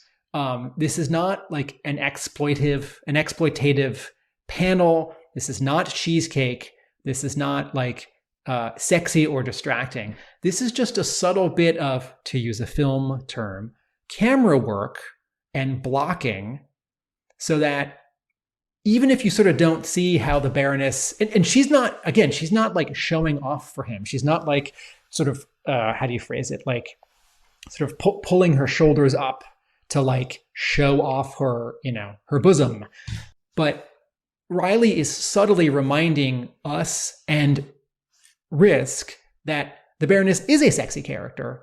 And what she's wearing, even though she's beaten up and covered in bandages and in a hospital, right? So how we see her physically, literally in this panel, reflects and is reflected in what Risk is saying to her. And, like it might be funny because it's kind of true. Like it's not like she was going to apply for a sexy librarian position. It's part of why I'm aware of this visual that I've just described is that an example I used to show students in an issue of Gen 13 from the 90s. There was a 2-issue Gen 13 spin-off miniseries called Gen 13 Ordinary Heroes, and Adam Hughes drew it. And there are 2 panels in a row where Caitlin Fairchild, who's in the green and purple, she's very tall and has big breasts, not just because Adam Hughes is drawing her. And there's a scene where she sees this guy that she used to know, and track down this comic, everyone, and just look at how Adam Hughes composes those 2 panels to like sort of do what I was just describing as the subtext of Risk and the Baroness. And then, period, new thought. And then I thought this might happen. Risk tries to talk down Duke because we're getting off on the wrong foot. And he puts his hand on Duke's shoulder and says the wrong thing. And Reilly draws such a great, angry, indignant Duke. And Reilly is like 20% cartooning here, right? Like Duke has a big chin. Like that's a bigger chin than people actually have. Like look at the next panel. Duke's chin is not actually that big. And like the sort of cartooning of his mouth and his eyes and those 2 black shapes under each eye, the like muscle flexing under your eye when your eyebrows are up and your eyes kind of bugging out. It's so great. And then crack. So, Mark, I wanted to ask you, what do you think of this, Duke doing this? Well, it's a bit OTT, he's flying over the handle. They've gone in to show that Risk is someone who's going to cause a bit of tension in the team, and after being punched in the face, he's got this this smirk on him. He's sort of getting a little bit of a kick out of this. So, someone that takes a little bit of delight in the fact that he is annoyed Duke about something as important as the death of his comrade. I'm sure heavy metal was a hell of a soldier.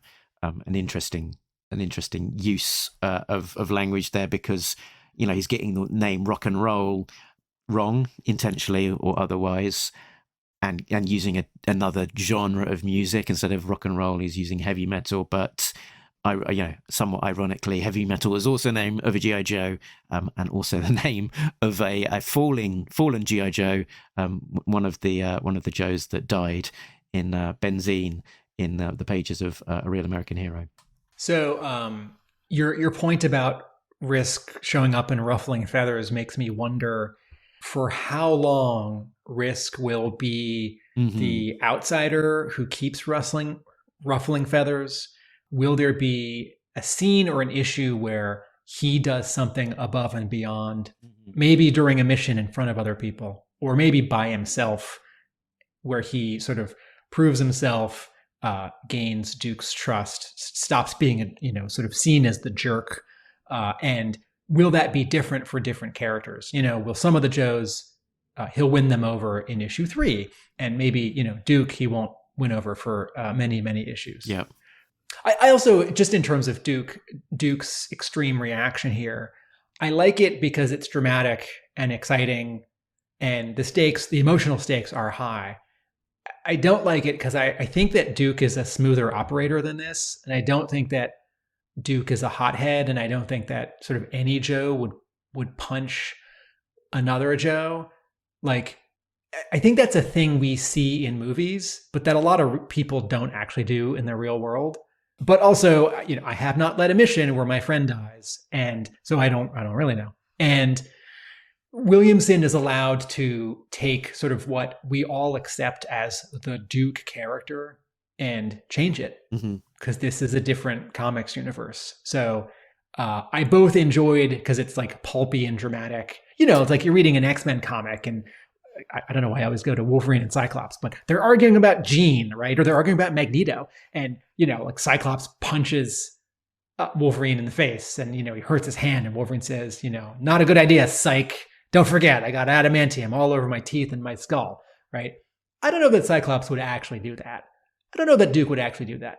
So it took me out of it a little bit, but, this version of G.I. Joe can be broader or more pulpy, and at least the scene cuts, and we don't see their fights, because that would be too much. Yeah, and you don't necessarily need to see the fight either, do you? It's the conflict, the tension is the important thing. And pulpy is an interesting term and way of looking at things, because you've kind of got those pulpy archetypes that, if a girl is suffering grief, that she'll cry and have a tear rolling down her cheek, whereas your tough anti-hero, whatever, can't really process grief in the same way, and instead they'll want to lash out, which is what perhaps Duke is doing here, going back to that original thought, panel 1, page 1 of Cover Girl crying.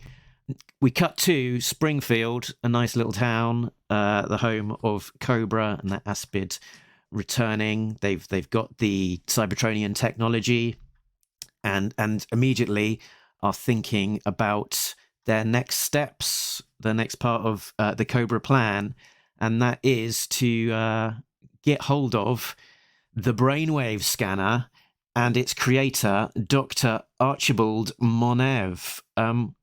I was surprised, Tim, to see the brainwave scanner being brought up in the pages of issue 2 of this new continuity. Yeah, the brainwave scanner, more than many G.I. Joe elements, feels like it belongs solely to Larry Hama. And, the Weather Dominator shows up in other places. Chuck Dixon used it in the IDW continuity. The Axis and Allies Battle for the Arctic Circle G.I. Joe board game that's new this year refers to it, although it's not a game piece. You don't see it. And, I don't say like, well, the Weather Dominator belongs to Ron Friedman, who wrote those 5 episodes. But sort of no one has ever used the brainwave scanner except for Larry Hama. And Larry Hama has used it over many issues and eras of his G.I. Joe book. And so A, I feel like this would have come a lot later. And B, this is a reminder that so everything is up for grabs. And Williamson, Reilly, and the editors can take from every version of G.I. Joe I also then sort of thought, oh man, are they sort of risking using something? I feel like Hama has used the brainwave scanner too much recently. And in my very, very small unscientific sampling of like 6 people on Facebook, I feel like a few people agree with me.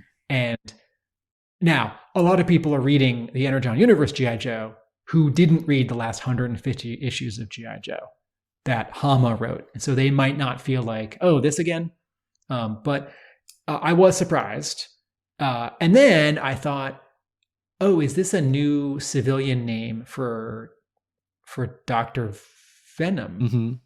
Is this the first time you get the name? So yeah, I saw the name and I thought to myself, am I meant to know this name? We're talking about Dr. Venom here. You know, it's the brainwave scanner. It looks like Dr. Venom, but they're using this name, Dr. Archibald Monev. And I did think to myself, am I supposed to recognize that? Is that a name that has appeared that I've forgotten about?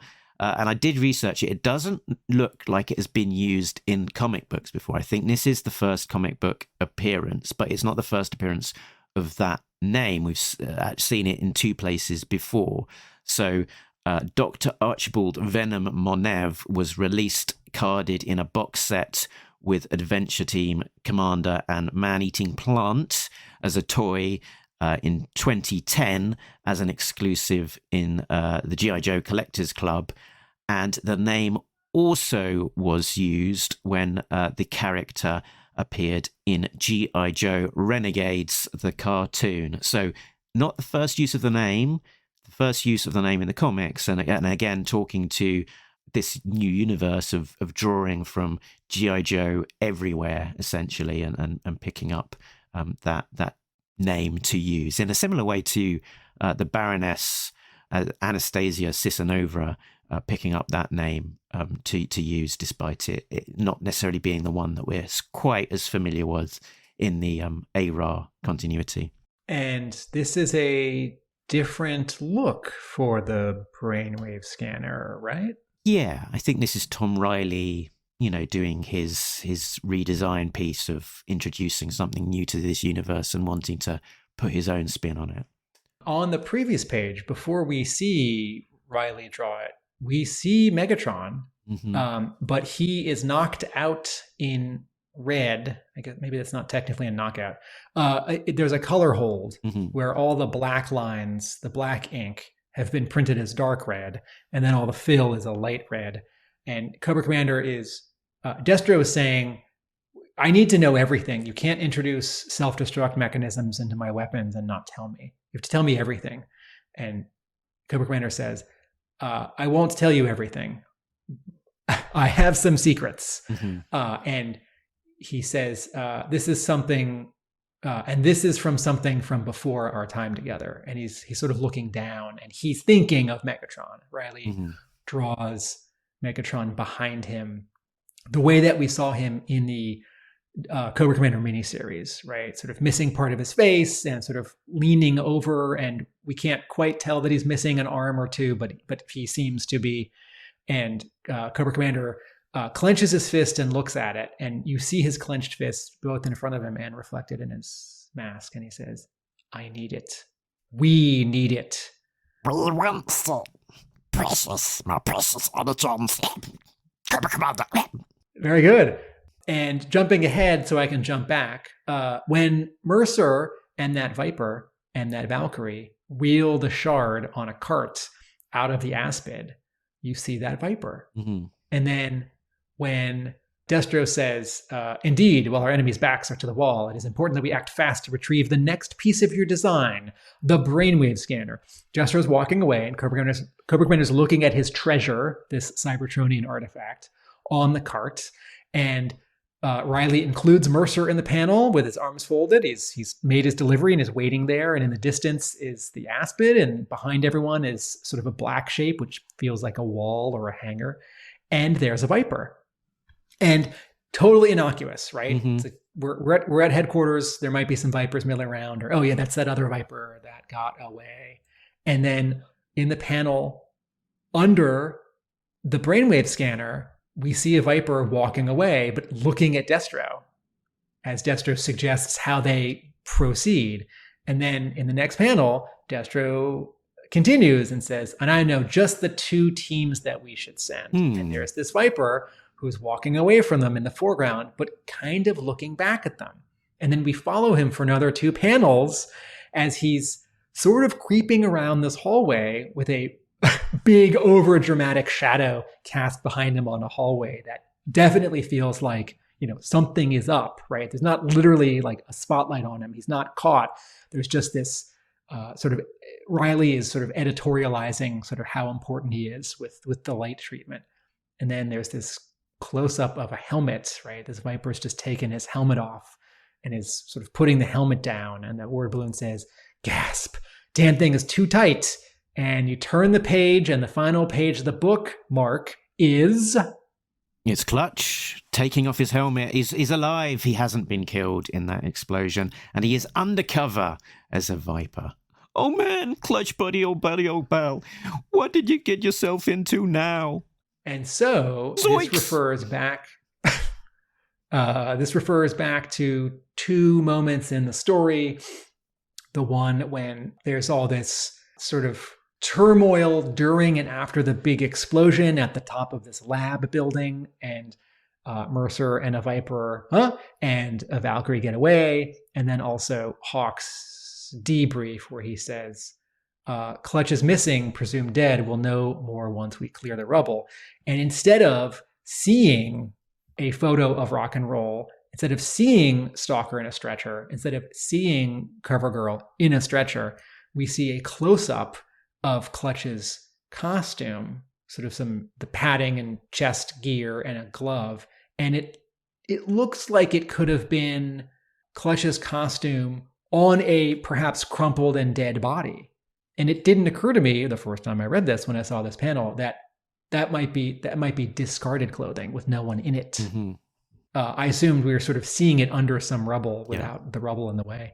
And so we have a familiar trope. Sounds negative, but I don't mean it to. We have a familiar trope, which is we see it in G.I. Joe, we see it in Star Wars, we see it in Dungeons and Dragons, where a hero character is sneaking around the villain location disguised as the villain to figure out what's going on. And we've seen this in G.I. Joe episodes, we've seen this in G.I. Joe issues, and to add to the sense of worry and drama and scale that Clutch is in over his head, and that this is a dangerous mission and sort of a wonderful idea and a terrible idea, what does Reilly do? He puts the camera, it's not a film, it's a comic, there's no camera. He puts the camera at a Dutch angle, right? He leans the action at an angle, which is to say on the tripod, he shortens one of the legs. So the up and down of the wall is a diagonal on this image. Clutch is looking over his shoulder, kind of at us, to just sort of add to this idea that he's worried about being found out. And Reilly puts a giant Cobra logo on the wall behind and above Clutch, so that Cobra is graphically on this page sort of looming over and leering down at Clutch. Clutch really is sort of in Cobra, and Cobra is over him. In over his head, yeah. Yes, in over his head. And then there's four paragraphs of Tom Reilly instead of a letters page. We don't have those yet. 4 paragraphs by Tom Reilly, written last month, in a general sense, speaking to his design ethos for character and costume in this new series, plus 4 small images of his character designs for Duke, Baroness, Cobra Commander, and Destro. And having spoken with Reilly a couple times now, and also seeing his work in this comic, where he says, I could talk shop for another several pages, but I'm going to wrap it up here. I thought, no, keep talking shop. I would like to know in detail about each decision you made and all the specific influences for, this bit of armor and this fabric and this trim and this color choice. Yeah. Do you know what I thought when I saw that? I thought, this sounds like a job for Talking Joe. let's get you on and let's talk shop for a few more paragraphs, aka minutes and hours, about these designs and the choices made. It'd be interesting to hear. A great ending to the issue, and a sort of setting up of what is to come as well. It made me think a little bit about, the way that the cartoon would work in dividing up the teams and them going on to the submissions to find the different pieces of a puzzle. So they're talking about dividing into two teams, and Destro knows the two teams to send. Ooh, so that's quite that'd be quite fun. Them going off on those missions and lays the mystery of what will we see next as those teams that he selects. Back of the book, we've also got some sort of, a little bit of that fun, interaction. I'm with Team G.I. Joe, hashtag Team G.I. Joe, or hashtag Cobra, hashtag Team Cobra. Lots of faces of readers who've, sent in their photos via the Skybound Insiders page to provide their photos there. I didn't recognize quite so many people this time round as last time. I saw someone in a Brian Sauer designed Toxo Viper t-shirt, which I think he produced for the was not assembly required, but their online event. Armor. Yeah, their online armor event. Actually, if I turn my camera back on again and do that, this one. Oh, were you wearing that already? Did you already, when you put out your clothes for the week, Mark, did you decide before reading this issue and prepping for this episode that you would wear this shirt for this day? I did think to myself, I can do a reveal in the episode, and then that would be a nice little thing to do for this. So that's what I did. And I also spotted Ryan from Toy Federation, who was a regular sort of G.I. Joe convention goer for his toy stand and his toy shop, which has got a YouTube channel that many people follow, all about toy, the happenings of buying and selling toys, I guess. But apologies if you are one of the Talking Joe listeners featured there, and I've not shouted you out. If that is the case, please do feel free to give a shout out on the Facebook group and let us know that you've made the pages of this particular comic. I did not recognize anyone, but I was happy that by how many dogs and cats show up. And there's an ad for the next 3 Energon Universe comics coming out in January that comes after the Tom Reilly sketches and before these photos of fans. And just a reminder to G.I. Joe fans who aren't reading Void Rivals, the cover to Void Rivals number 16, which is on sale January 22nd, has Skuckzoid, a Transformers Season 3 alien who shows up in 2 or so episodes, and Pythona, who you should know from the animated G.I. Joe movie. And then there are ads for the 4 collections of the miniseries, an ad for the first collection of Real American Hero, the new Skybound era by Hama, and then the back cover, of course, shows you the covers you can get for the issue you just read. I have gotten into this bad habit, Mark, of when I pick up the new issue of G.I. Joe, Transformers, or Void Rivals, in the catalogs, any of the variant covers which spoil something are blacked out and say, spoiler. And I pick up the issue and I say to myself, don't turn it over, because the B cover or the C cover or the D cover is going to reveal someone who shows up in this issue or something that happens in this issue that you want to read organically when you read the issue. And by then I've already turned it over. Mm-hmm. So there we go. I think we're basically done with this issue apart from scoring it. I thought it was another solid one. Really enjoyed it. Was really looking forward to it. Really looking forward to the next issue again. It's more of there's a lot of action, and then we've got a lot of aftermath as well. It's solid. Like, let's go 8. Why not? So maybe not quite as exciting as a brand new issue 1. I think I gave that 9 last time. So let's go with an 8.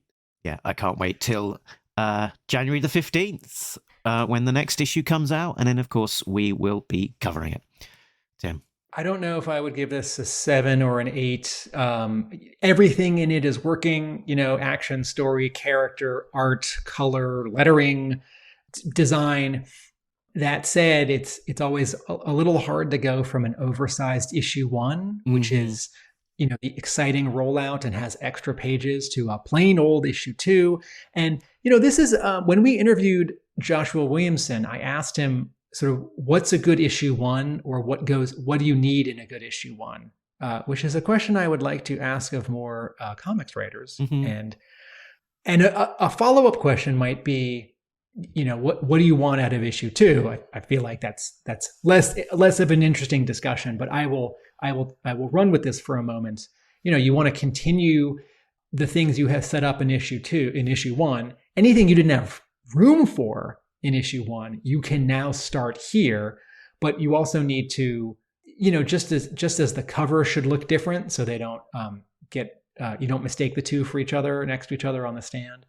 Something about issue 2, there should be a new reveal. So Risk got introduced in issue 1, but we had no sense that he would be a problem in issue 1. But Risk showing up and interacting with Duke, that's a problem. So that's a good example of something that isn't technically new, but that feels new, because it continues what was in issue 1. And so yeah, I think I'll give this.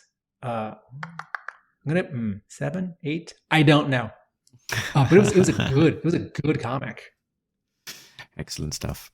So what else? With all that done, I think we'll start wrapping up. Next time on Talking Joe, we will be talking about the latest issues of G.I. Joe as they come out from Skybound. So the next issue of A Real American Hero from Larry Hama and co. And of course, the next issue of this one when it's out in January. We'll also be releasing the last of our look back at, well, I say the last, there's still a little bit. We'll be wrapping up Sigma 6. We haven't read Sigma 6. We'll be wrapping up our I said it again. We have our World War III finale from Devil's Due era, and I'm sure we've got plenty of fun and surprises besides that. Like we dropped that interview with G.I. Joe and Marvel legend Rick Parker last week or so, where we talked about both his recent work but also his time working back at Marvel in the 1980s and specifically on the G.I. Joe book. So if you've not caught that one, that's a good one to go back and discover. You can find Talking Joe in the usual places. The Talking Joe website, talkingjoe.co.uk, has links to those places, including Facebook, where we are having postings of all sorts of news and discussions. We're on Twitter, Instagram, and more besides, like on Patreon, patreon.com/Talking Joe, where our backers like Richard, Sam, Bill, Justin, Christopher, Rob, Shane, Simon, Chris, Joe, Craig, Frank, Mike are getting early access to episodes as well as some exclusive content. Tim, where can people find you when you're not talking to me about G.I. Joe? At my blog, where I write about G.I. Joe, arealamericanbook.com. On our YouTube page, my creative partners and I post funny and smart video essays about television and film history. That's Atomic Abe Productions. And at my brick and mortar comic book store in Somerville, Massachusetts, Hub Comics. Very good. And if you've ever wondered about whether you should go and visit the Assembly Required convention in Des Moines, Iowa in November, then why not head on over to the Real American Book website where Tim has released his write-up of this year's most recent events, along with all sorts of photos and stuff. As that's where we recorded the Larry Harmer and Ron Wagner interview panel. So do go and check that out too. But I think with that last thing there said, we are done. Finally. And before we go, I will just like to remind you that Nobody Beats Talking Joe, an international podcast. laters.